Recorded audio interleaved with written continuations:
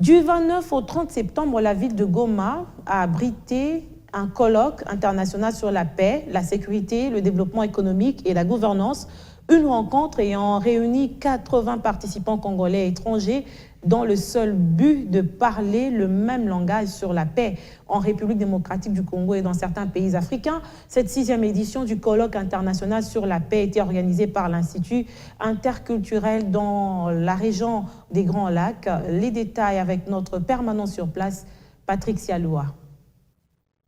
Ils étaient 80 opérateurs politiques, économiques, culturels, congolais et étrangers qui ont participé 2 jours durant à cette 6e édition du colloque international sur la paix, la sécurité, le développement économique et gouvernance organisé par Paul Institute.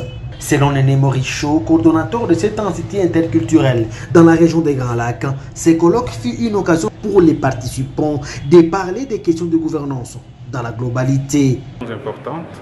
Et cette année, nous avons exactement choisi de parler de la gouvernance. Nous sommes à 2 ans des élections générales que le pays va organiser en 2023. Il était donc question pour nous à Polé de faire une sorte d'évaluation. 3 ans après la prise de pouvoir du nouveau président Félix Tshisekedi, où en sommes-nous avec dans le domaine de la gouvernance? Quelles sont les avancées que nous avons eues? Quels sont les défis que les pouvoirs en place à rencontrer? Nous voyons la gouvernance sécuritaire, nous avons la gouvernance minière, nous avons aussi démontré les liens qu'il y a entre l'insécurité, l'activisme de groupes armés et les secteurs miniers et les secteurs non miniers. Il y a aussi la gouvernance économique, nous avons parlé de partenariat public-privé. Parlant au cours de ces colloques du défi de l'intégration de la RDC dans la zone de la communauté de l'Afrique de l'Est, Patrick Mutombo, coordonnateur adjoint du mécanisme de suivi, précise que cela est une grande opportunité pour les pays de Lumumba. La RDC a tout un grand intérêt à participer dans cette zone pour booster les activités économiques honnêtes et normales en lieu et place des activités économiques obscures.